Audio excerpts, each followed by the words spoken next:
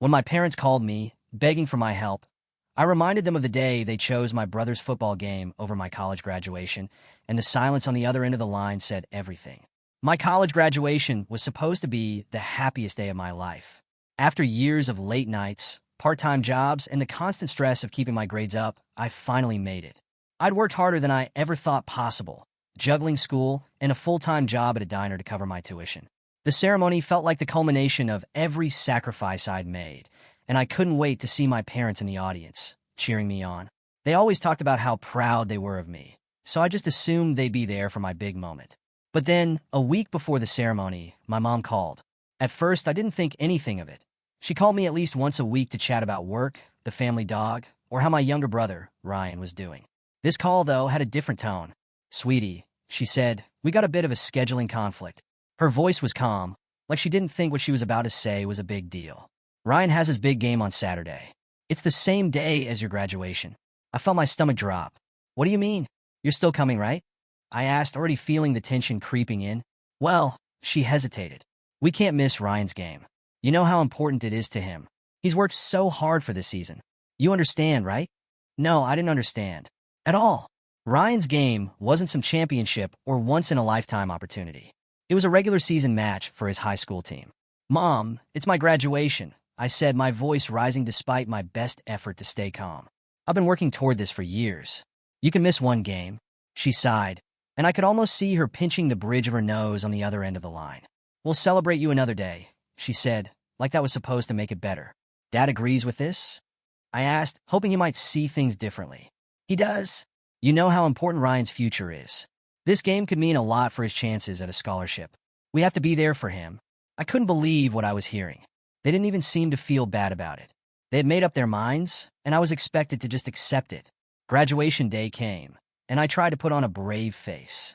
My roommate, Lisa, drove me to the ceremony, and on the way there, she could tell something was wrong. "They're really not coming?" she asked, her voice full of disbelief. "Nope," I said, staring out the window to avoid her pitying look. "Ryan has a game?" "That's messed up," she said, shaking her head. "You'd think your parents could miss one game for this." I shrugged like it didn't matter, but inside, it felt like a knife twisting in my chest. When the ceremony began, I scanned the crowd, hoping against hope that maybe they'd surprise me and show up after all. But as each name was called and families erupted in cheers, I realized they weren't coming. When it was my turn, I walked across the stage, shaking hands with the dean and accepting my diploma. The applause felt hollow, like it wasn't really for me. My classmates had their families waving, taking pictures, holding flowers. I had no one. I smiled for the cameras, but inside I felt like I'd been punched in the gut. After the ceremony, Lisa tried to make me feel better. She took a bunch of pictures with me and even bought me a little bouquet of daisies from a street vendor outside. "You don't need them to be proud of you," she said. "You did this on your own, and that's incredible." I nodded, but her words didn't sink in. All I could think about was how much it hurt. This wasn't just about graduation. It was about every time they'd chosen Ryan over me. Every missed recital, every skipped science fair, every time they told me to be patient because Ryan needed their attention more. That night, I sat in my room with my diploma on my lap, replaying the day in my head. I told myself I didn't care, that it was their loss, not mine. But deep down, I knew something had changed. This wasn't just a disappointment. It was a breaking point. Growing up in my family, it didn't take long to figure out that my brother Ryan was the star. He had that natural charisma that drew people to him, the kind of charm that made teachers smile and coaches want to build their teams around him. By the time he hit high school, he was already a standout athlete, and my parents couldn't have been prouder. Football wasn't just his passion. It was the family focus. Every Friday night, we'd pile into the car and head to the stadium. My parents were always front and center in the bleachers, decked out in team colors, screaming their lungs out as Ryan scored touchdown after touchdown. My mom baked cookies for the team. My dad volunteered to help with the equipment.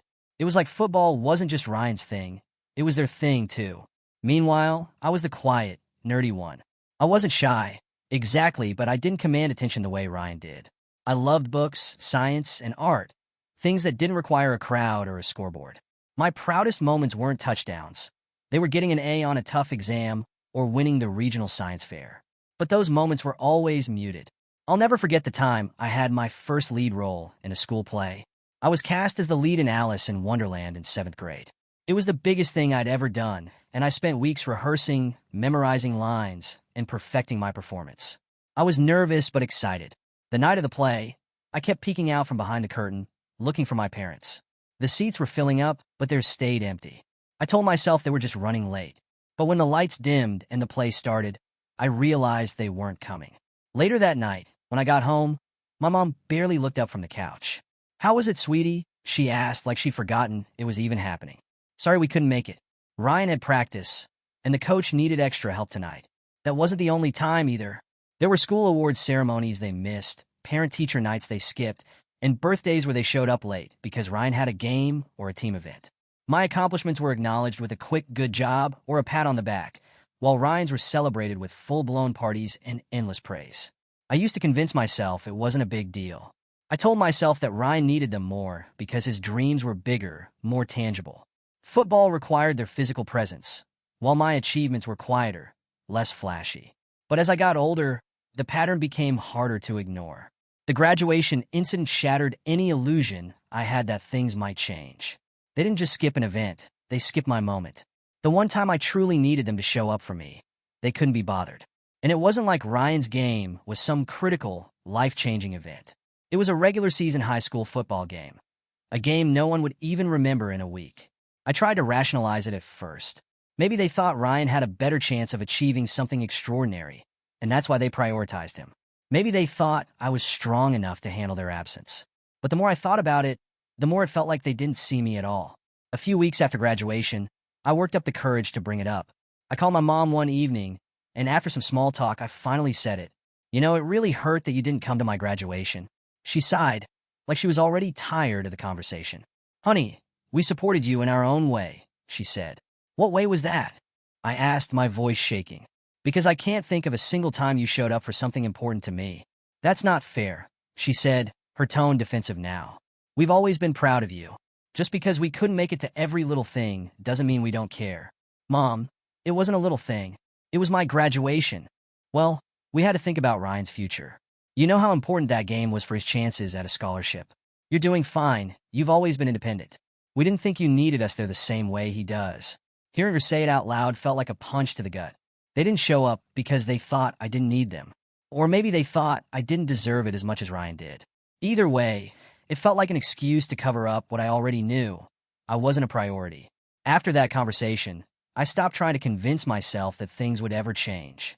I didn't cut my parents off completely, but I started pulling away. I called less, visited less, and shared less about my life. Part of me hoped they'd notice and reach out, but they never did. Looking back, I think that was the hardest part, not just that they missed the big moments, but that they didn't even seem to realize what they'd done. To them, I was self-sufficient, low maintenance, and fine on my own. But in reality, I wasn't fine. I was angry, hurt, and more than anything, tired of being invisible. The graduation wasn't just an isolated event. It was the final straw in a lifetime of being overlooked. And no matter how much I tried to move past it, the resentment lingered, growing like a shadow I couldn't escape. After my failed attempt to make my parents understand how much their absence had hurt me, I decided to stop trying altogether. What was the point of putting in the effort when it always felt one-sided? I started pulling away, keeping phone calls short, and only replying to texts when absolutely necessary. They didn't seem to notice, or if they did, they never acknowledged it. Ryan remained the center of their universe. He'd gotten a football scholarship to a state university, and my parents couldn't have been prouder. They attended every game, hosted tailgates, and plastered social media with pictures of him in his jersey, captioning posts with things like, "Our future NFL star," and "Proud football parents."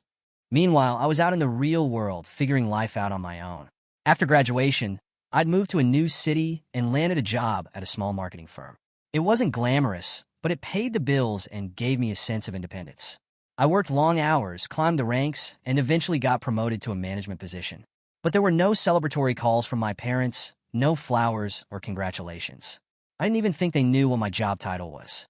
Every time I saw families celebrating milestones together, like a promotion, a wedding, or even just a new apartment, I felt a pang of sadness.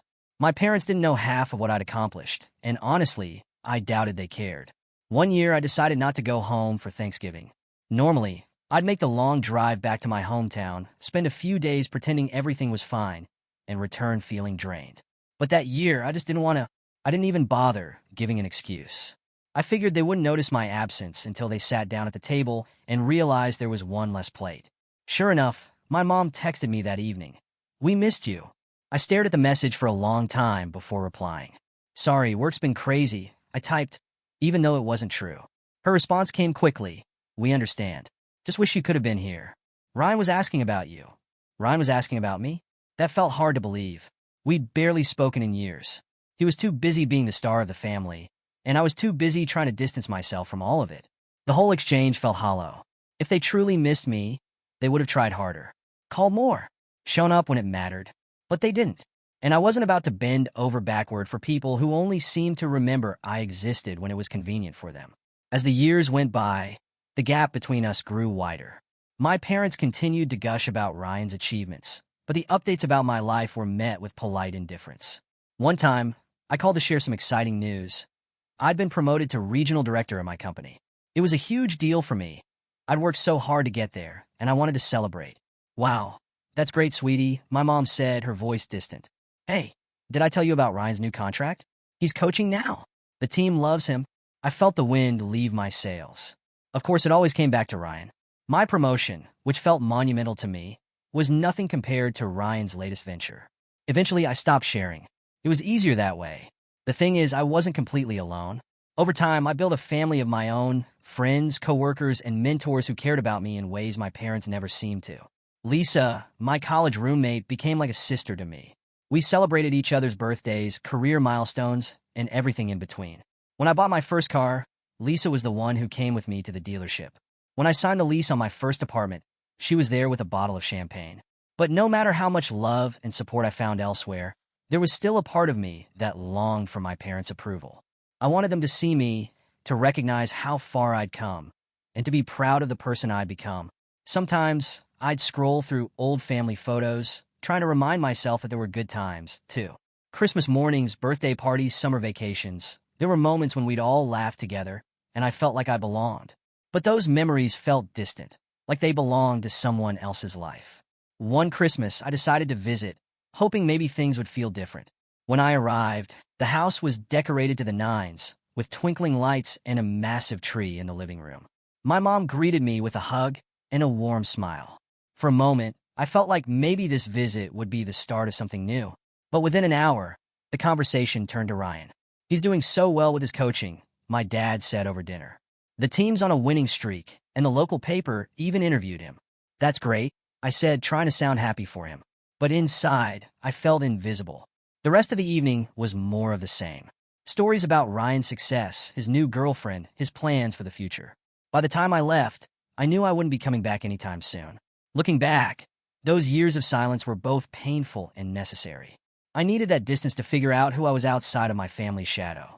It hurt to feel so disconnected from them, but it also gave me the space to grow into the person I wanted to be. Even so, the sadness lingered. No matter how much I accomplished, there was always a voice in the back of my mind whispering that it wasn't enough. That without my parents' validation, it didn't really count. I thought I'd made peace with the distance between us. But then, out of the blue, they called me, asking for my help. And suddenly, all the old wounds were ripped open again. It had been another typical day at work, the kind where the hours dragged and the emails never stopped. I was in the middle of reviewing a presentation when my phone buzzed. Seeing my mom's name on the screen was enough to make me hesitate. I couldn't remember the last time she'd called during the day, probably because she never did. For a moment, I considered letting it go to voicemail, but something in the pit of my stomach told me to pick up. "Hello," I answered, trying to keep my tone neutral. Her voice came through shaky and uneven. "Your dad's in trouble," she said, not bothering with any small talk. My mind immediately raced through worst-case scenarios. Was he in the hospital? Had there been an accident? "What's going on?" I asked, my heart pounding in my chest. She took a deep breath before explaining. "It's his business. It's gone under. We're losing everything. The house, the savings, it's all gone. We don't know what to do." I was stunned.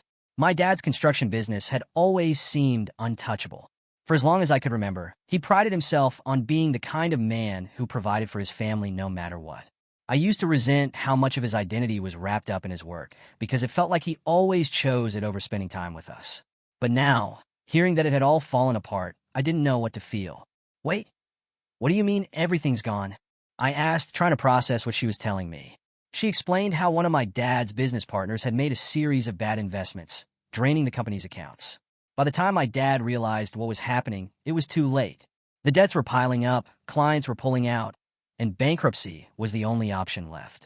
I listened in silence as she recounted the details, but the irony wasn't lost on me. Here they were after years of treating me like I didn't matter, calling me because they needed something. It felt like a cruel joke. We're trying to figure out our options, my mom said, her voice breaking. But we're so far behind on the mortgage and the bank is threatening to foreclose. I don't know how we're going to keep the house. There was a long pause and I knew what was coming next. We need your help, she said finally. The words hung in the air like a challenge.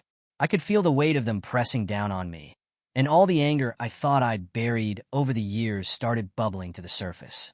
I don't know what to say, I replied carefully, trying to keep my voice steady. Please, we wouldn't ask if it wasn't serious, she pleaded. Your dad is so ashamed he can barely talk about it, but we're desperate. Anything you can do would make a difference. I hung up the phone feeling like I'd been hit by a truck. My mom's words echoed in my head. We're desperate. It wasn't like I wanted them to fail, but the situation felt unfair. After years of being treated like an afterthought, now I was supposed to swoop in and save the day? That night, I couldn't stop thinking about the call.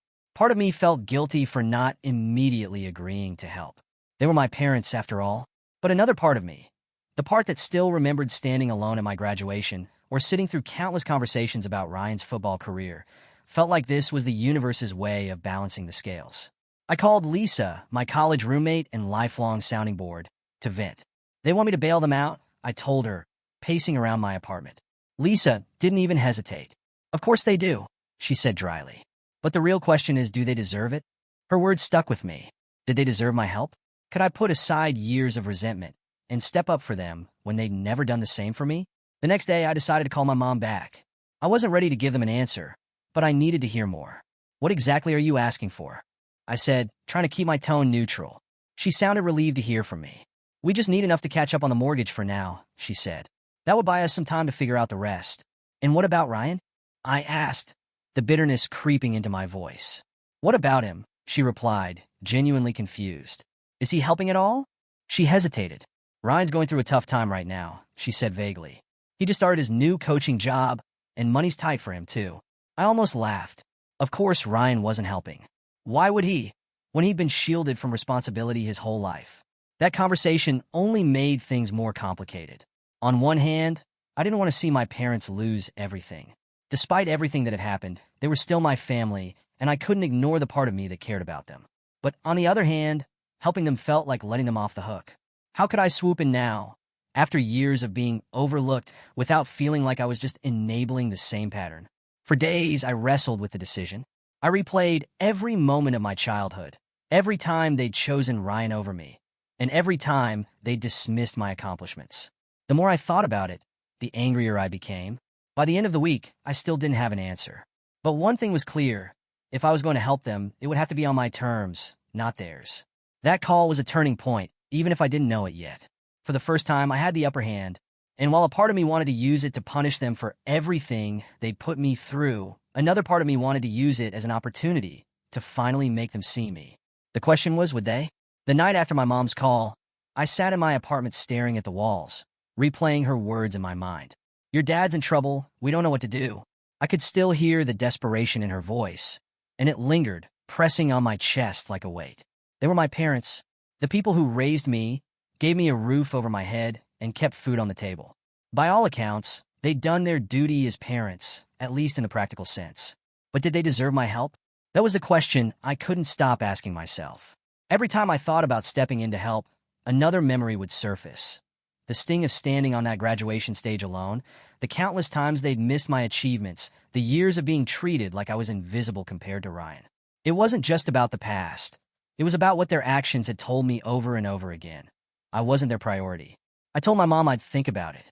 The relief in her voice was palpable. Thank you, she said, as though my vague promise to consider it was already a lifeline. But as I hung up the phone, I wasn't sure I even meant it. That night, I wrestled with the decision. Helping them felt like letting them off the hook, like saying all the pain they'd caused me didn't matter. But ignoring their plea felt cruel. It wasn't like I wanted to see them lose their house or spiral further into financial ruin. No matter how much resentment I carried, I didn't want that for them. I called Lisa again, hoping she could help me untangle my thoughts. Am I a terrible person for not wanting to help them? I asked, pacing my living room as I spoke. Lisa, ever the practical one, didn't sugarcoat her response. No, you're not terrible.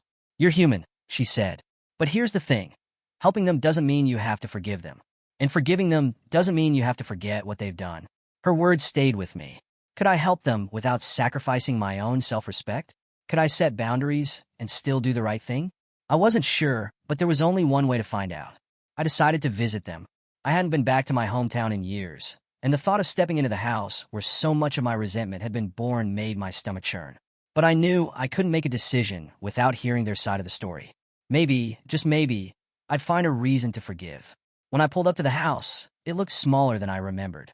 The yard was overgrown, the paint was peeling, and there was a general sense of neglect that hadn't been there when I was growing up.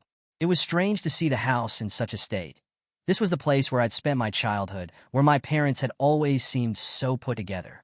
Now it looked like a reflection of everything they'd lost. My mom opened the door before I could even knock. She looked older than I remembered, her hair streaked with more gray, her face lined with worry. "You came," she said, pulling me into a hug. I stood stiffly for a moment before patting her back, awkwardly. "I told you I'd think about it," I said, stepping inside. The house felt different too. The furniture was the same, but it had lost its warmth. It was as though the stress of their situation had seeped into every corner, draining the life out of it. My dad was sitting in the living room, staring at a stack of papers on the coffee table.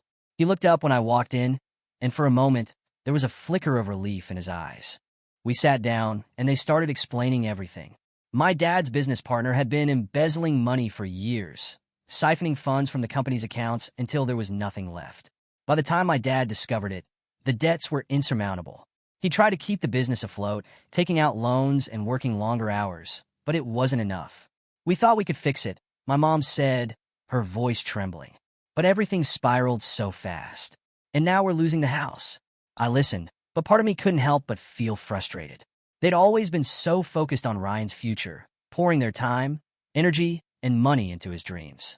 Now, when everything had fallen apart, they were turning to me, the child they'd overlooked for years, for help. "Why didn't you call Ryan?" I asked, unable to keep the bitterness out of my voice. My mom sighed. "We did," she admitted. "But he's struggling too. His coaching job doesn't pay much, and he's got his own bills to worry about." Of course, Ryan was struggling, so now it was my turn to step up. The irony wasn't lost on me. After dinner, my mom cornered me in the kitchen while my dad pretended to watch TV in the living room. "I know we haven't been the best parents," she said, her voice low. I turned to look at her, surprised. It was the closest thing to an acknowledgement of the past that I'd ever gotten from her. "But we've always loved you," she continued, "even if we didn't show it the way we should have. And we're so proud of everything you've accomplished. She trailed off, searching for the right words. "We need you now." Her words hit me like a punch to the gut. I wanted to believe her. I wanted to believe that they were proud of me, that they'd always loved me. But a lifetime of feeling like an afterthought wasn't something I could erase with a single conversation. I told her I needed more time to think. She nodded, but I could see the disappointment in her eyes. As I drove home that night, I couldn't stop thinking about what Lisa had said. Forgiveness doesn't mean forgetting. The question was, could I forgive them at all? When I arrived at my parents' house for the second time in years, the sight stopped me in my tracks. The home I'd grown up in, the place that had once seemed so sturdy and well-kept, now looked like a faint echo of its former self. The paint on the shutters had chipped away, exposing the bare wood underneath. The yard, once meticulously manicured, was overgrown with weeds and wild grass that reached halfway up the porch steps. It wasn't just the house. It was the atmosphere, heavy and tired, like the years of struggle had seeped into the very walls. I sat in my car for a moment, taking it all in. There was no pride left here, no sense of the strong, put-together family I used to wish we were.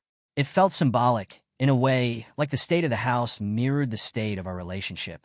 Broken, neglected. My mom opened the door as soon as I knocked, and the hug she gave me felt desperate, almost clinging. "Oh, I'm so glad you came," she said, holding me tightly. Her voice wavered, and when she stepped back to look at me, I noticed how much she'd aged. The lines around her eyes were deeper, her shoulders slumped in a way that made her seem smaller. "Hi, Mom," I said awkwardly, stepping inside. The living room was cluttered with unopened bills, legal documents, and half-empty coffee mugs. My dad was sitting on the couch, staring blankly at the TV, though it was obvious he wasn't watching. He looked up as I walked in, offering a small, weary nod. "Thanks for coming," he said gruffly, his voice heavy with exhaustion. We sat down at the dining table, which was now more of a workstation than a place for meals. My mom started explaining everything, her words tumbling over each other as if saying them faster would make them less painful. "It started a few years ago," she began. "Your dad's partner, Bill. He wasn't honest with us. We trusted him. Your dad trusted him." My dad leaned back in his chair, rubbing his temples. "Bill was handling the finances," he said, his tone flat. "I was focused on the projects, the clients. I didn't notice what he was doing until it was too late." "What was he doing?" I asked, though I could already guess. "He was siphoning money," my dad said bitterly, "taking it out of the accounts for personal use." By the time we caught on, the debts had piled up. We tried to salvage things, but he trailed off, shaking his head. "It's all gone now." They'd sunk their savings into trying to save the company, maxing out credit cards and taking out loans in the process. When the business finally went under, the debts came crashing down, and now the bank was threatening to take the house. "We didn't want to tell you," my mom said, her eyes pleading. "We didn't want to burden you with all of this, but we're out of options." As I listened, I felt a mix of emotions: sympathy for their situation, anger at their recklessness, and a gnawing sense of unease. They were painting a picture of themselves as victims of circumstances beyond their control, but something about it didn't sit right with me. "Why didn't you ask for help sooner?" I asked, my voice sharper than I intended. My dad's jaw tightened. "We thought we could handle it. We didn't want to drag you into our mess." My mom nodded. "But now, we need you, sweetie. Just enough to catch up on the mortgage, so we can figure out the rest." I leaned back in my chair, crossing my arms. "And what's the plan after that?" I asked. They exchanged a glance, and for the first time, I saw something that looked like uncertainty. They didn't have a plan. They were relying on me to be the plan. As the conversation continued, I couldn't shake the feeling that something was missing. They were so focused on the financial crisis that they didn't seem to grasp the deeper issue. The years of neglect, the way they dismissed my feelings time and time again. Not once did they acknowledge how their actions, or inactions, had affected me. It was like they expected me to swoop in and save the day, no questions asked, because that's what family does. But what about all the times I'd needed them and they weren't there? Did those moments not count because I wasn't Ryan? At one point, I couldn't hold back anymore. "Do you even realize how this feels for me?" I asked, my voice trembling with a mix of anger and hurt. "You're asking me to help you, but you've never been there for me. Not when it really mattered." My mom looked taken aback. "That's not fair," she said, her tone defensive. "We've always loved you." "Have you?" I shot back. "Because it sure didn't feel like it when you skipped my graduation or ignored everything I worked so hard for." My dad said nothing, staring at the table like the conversation wasn't happening. My mom opened her mouth to respond, but no words came out. The silence that followed was deafening. By the time I left, I felt more conflicted than ever. On one hand, their situation was dire, and part of me wanted to help simply because I couldn't imagine standing by while they lost everything. On the other hand, their inability to acknowledge the past, to even say the words "I'm sorry," made it hard to justify putting myself on the line for them. As I drove away, I kept thinking about the house. It was a shadow of what it once was, just like our relationship. And just like the house, fixing it would take more than a quick patch-up job. I wanted to believe they could change, that this crisis might be a wake-up call. But deep down, I wasn't sure if they were capable of seeing the truth. Not just about their financial situation, but about the way they'd treated me. And if they couldn't see it, how could I possibly forgive them? Dinner was strained, to say the least. My parents tried to act like everything was normal, as though I hadn't just sat in their living room listening to them lay out their financial collapse. They asked surface-level questions about my job, my apartment, and how I liked the city. It was the most interest they'd shown in my life in years, but it felt forced, like they were just trying to keep the conversation light. I played along for most of the meal, not because I wanted to, but because I needed time to gather my thoughts. Every bite of food felt heavy, and the words I wanted to say burned in my throat. Finally, when the plates were cleared and the conversation lulled, I couldn't hold it in any longer. "Do you even remember my graduation?" I asked, breaking the silence. The question hung in the air like a challenge. My mom's smile faltered, and she looked at me with a mix of confusion and discomfort. "Of course we do," she said quickly, but the way she avoided my eyes told a different story. "Really?" I pressed. my voice trembling with a mix of anger and pain. Because it sure didn't feel like it when I was standing on that stage alone, looking out at a crowd full of families and realizing mine couldn't even be bothered to show up. The room went silent. My dad shifted uncomfortably in his seat, and my mom opened her mouth as if to say something, but no words came out. "We explained that to you," she finally said, her tone defensive. "Ryan had his game that day. We couldn't miss it. You know how important that season was for him." I stared at her in disbelief. "You couldn't miss it?" I repeated, my voice rising. "It was a regular season high school football game. Do you even know how ridiculous that sounds?" My dad cleared his throat, clearly uncomfortable. "We were doing the best we could," he said, his tone gruff. "The best you could?" I shot back. "That's what you call it? Ignoring me for years while you poured all your time and energy into Ryan?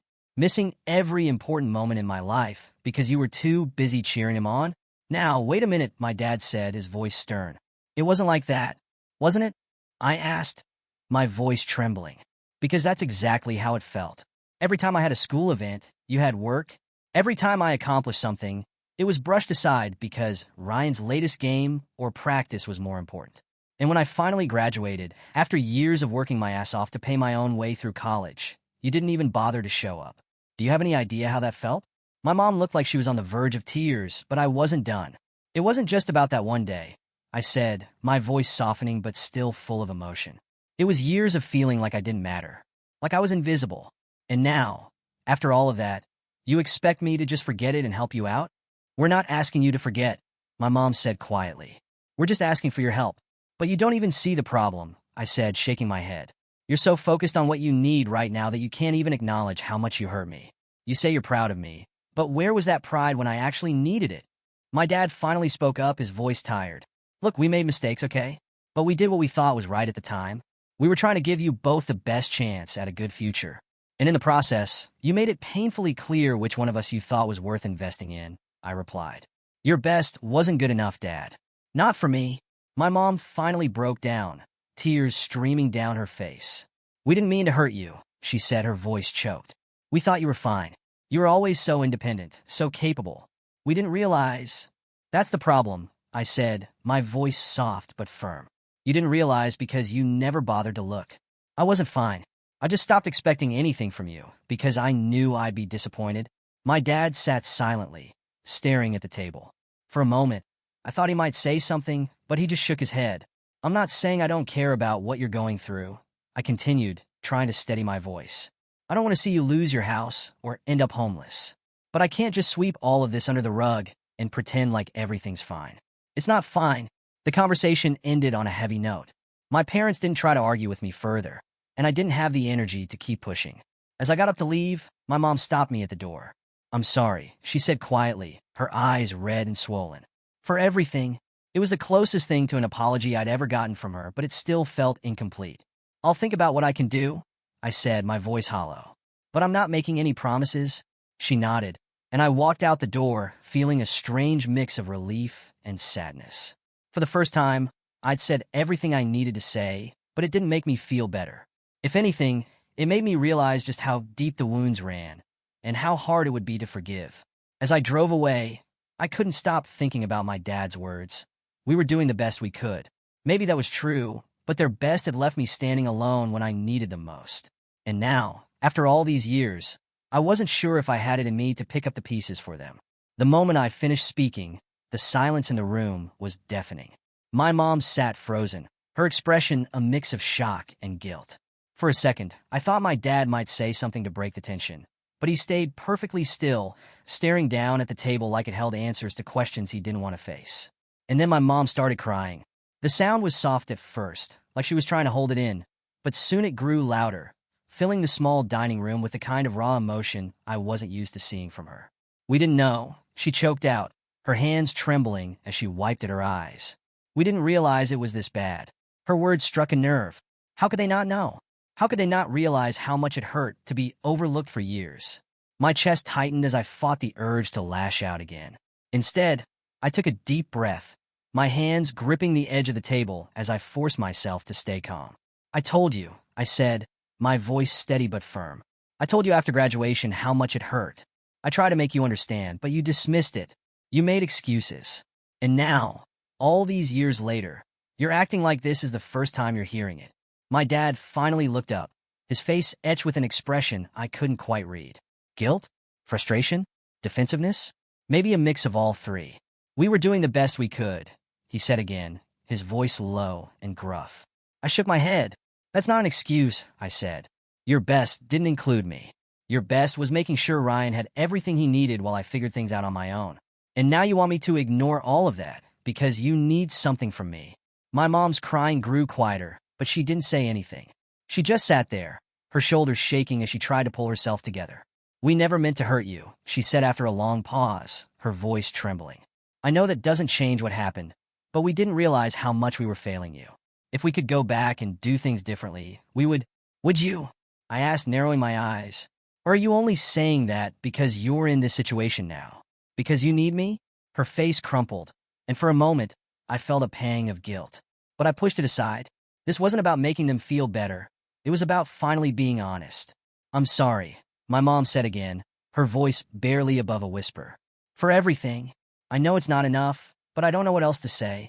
Her apology felt incomplete, half-hearted, like she was saying it because she thought it was what I wanted to hear, not because she truly understood the depth of my pain. I could see the desperation in her eyes, and it made me wonder, was she sorry for what she'd done, or was she just sorry that she was now facing the consequences? My dad, on the other hand, remained silent. He leaned back in his chair, his arms crossed over his chest, his gaze fixed somewhere beyond me.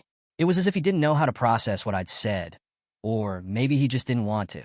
After a few moments, he finally spoke. We're not perfect, he said, his voice firm but weary. We made mistakes, but we're still your parents. Family is supposed to stick together, no matter what. His words felt like a slap in the face. Family? The same family that left me to fend for myself while they poured all their energy into Ryan? The same family that made me feel invisible for most of my life? Family goes both ways, I said quietly. You can't expect me to stick my neck out for you now when you've never done the same for me. They begged me to reconsider. My mom promised they'd make it up to me, swearing that things would be different if I helped them now. My dad stayed quieter, but even he softened, his tone less defensive as he said, we'll do whatever it takes to fix this, to fix us. But their words didn't move me the way they might have years ago. I couldn't shake the feeling that they were only sorry now because they were desperate. If their business hadn't failed, if their lives hadn't unraveled, would they have ever reached out to me? Would they have ever acknowledged the way they'd hurt me? I told them I'd think about it again. My mom's face lit up with hope, and my dad gave a small nod, as if he'd already assumed I'd come through for them. But this time I knew my answer. That night, as I drove back to my apartment, I replayed the conversation in my head. For years, I'd longed for an apology from them, for some acknowledgement of the pain they'd caused me. And now that I had it, it didn't feel the way I thought it would. Their apology didn't undo the years of neglect, the countless moments when they'd chosen Ryan over me, or the way they'd made me feel like I wasn't enough. And it certainly didn't change the fact that they were only addressing it now because they were backed into a corner. By the time I pulled into my driveway, my mind was made up. I couldn't forgive them. Not completely, not yet. And I couldn't bail them out, not without losing a part of myself in the process.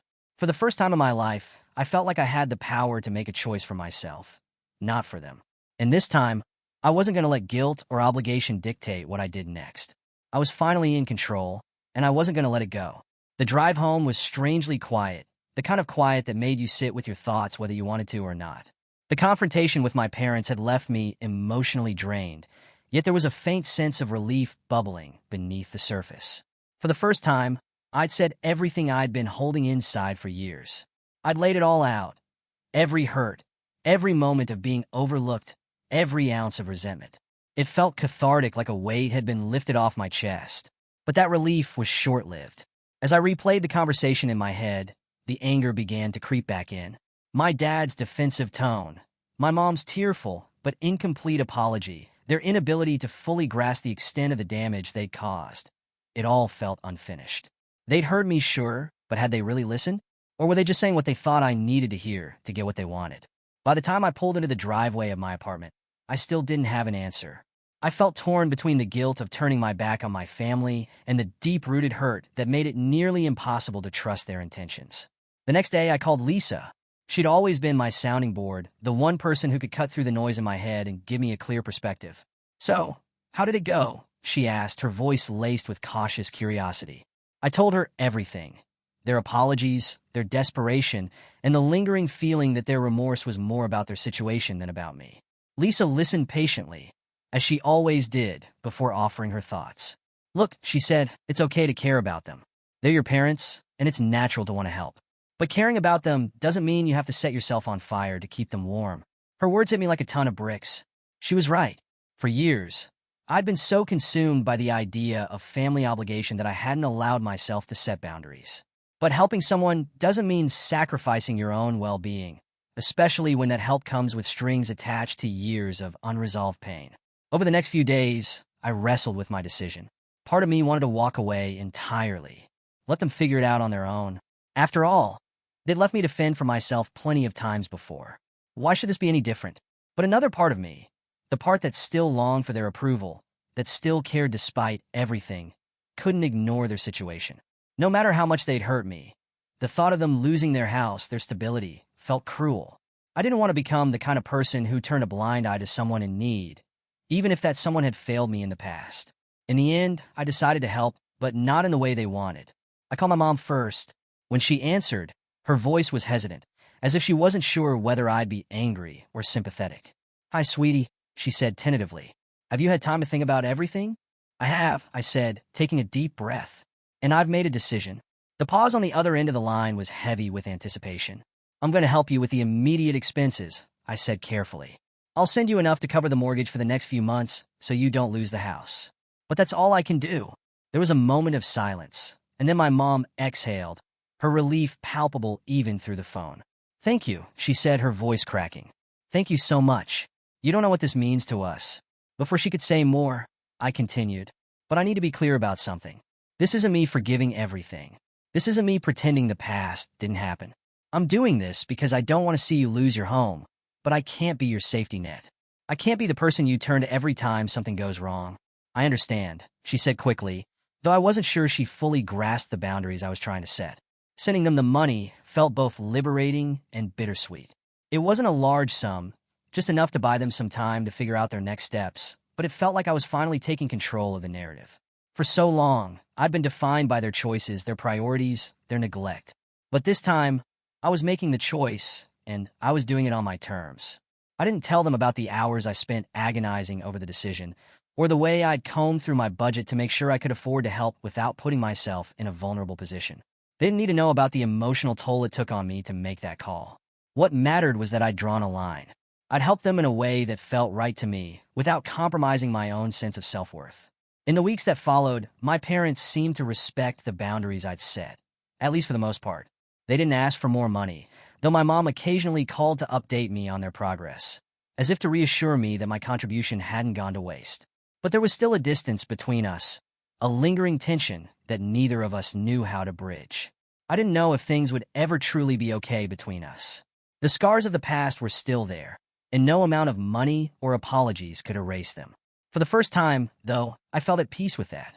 Helping them didn't mean I had to forgive them completely, and forgiving them didn't mean I had to forget. Lisa was right. I could care about them without setting myself on fire to keep them warm. And for the first time in years, I felt like I was finally taking care of myself, too. When I sent the money to my parents, I felt a strange sense of closure. It wasn't happiness or relief, exactly, but a quiet satisfaction that I'd done what I believed was right. Not for them, but for myself. It was a small gesture, a single act of care wrapped tightly in the boundaries I'd fought so hard to set. My mom called me the day the transfer went through. "We got it," she said, her voice quieter than I'd expected. "Thank you, sweetie. I don't know what we would have done without you." I wanted to feel moved by her gratitude, but instead, all I felt was neutral. "You're welcome," I replied, keeping my tone even. "I hope it helps you figure out your next steps." There was a pause, the kind of pause that makes you wonder if the other person is about to say something meaningful or if they're just searching for the right words to fill the silence. Finally, she said, "We'll pay you back as soon as we can." Her promise didn't mean much to me. It wasn't about the money. I hadn't given it with the expectation of repayment. What I wanted, more than anything, was for them to understand why things could never go back to the way they were. We haven't spoken much since. My mom has sent a few texts here and there, updates about their situation, generic thinking of you messages, but my dad hasn't reached out at all. At first, I thought his silence might be his way of processing everything, but the more time that passed, the more I realized it was probably just easier for him. In some ways, their lack of communication felt like a relief. I didn't have to keep reliving the confrontation or explaining why the wounds they'd left behind couldn't be healed with a single apology. But it also reinforced what I'd always suspected. They didn't fully understand why I couldn't forgive them completely. They saw the money as a gesture of reconciliation, a sign that I'd moved past the hurt. But for me, it wasn't about erasing the past. It was about drawing a line. Helping them on my terms felt empowering. It was my way of showing them that while I cared, I wouldn't let the past be swept under the rug. Every now and then, I catch myself thinking about that graduation day. The image is burned into my mind. Standing on that stage, looking out at the sea of smiling families, feeling the weight of their absence like a physical ache. I wonder how different things could have been if they'd chosen to be there for me. If they'd shown me in that moment that I mattered just as much as Ryan did. But then I remind myself, I'm not defined by their choices. I'm defined by my own. That realization has been a slow process, one that's taken years of self-reflection and countless conversations with Lisa, who's always been my biggest cheerleader. She once told me, your worth isn't tied to the way other people treat you. It's tied to how you see yourself. At the time, I didn't fully understand what she meant, but now it feels like the truest thing I've ever heard. Life has gone on. I've thrown myself into my work, built stronger friendships, and even started therapy to work through some of the unresolved emotions I've carried for so long. The pain of my parents' neglect hasn't disappeared, but it's no longer the thing that defines me. I've also started to recognize the ways I've grown stronger because of it. Their absence forced me to become independent, to learn how to navigate life on my own terms. It wasn't fair, and it wasn't what I deserved, but it shaped me into someone resilient, someone who knows how to stand up for themselves, even when it's hard. Helping my parents didn't heal our relationship, but it taught me something important. Forgiveness doesn't have to mean reconciliation. You can care about someone, even love them, without giving them unlimited access to your life. I don't know what the future holds for my relationship with my parents. Maybe, with time, they'll come to understand why things turn out this way. Maybe they won't. Either way, I've made peace with it. Sometimes I think about what I would say if they ever asked for a deeper explanation. Would I lay it all out again, spelling out every moment of hurt they'd caused me? Or would I simply tell them that I've moved on? For now, I don't have to decide. What I do know is this. I'm not the same person I was back then. I've let go of the need for their validation, the yearning to be seen and appreciated. I've built a life that's mine, a life that's full of people who love and value me for who I am. And that, more than anything, feels like victory.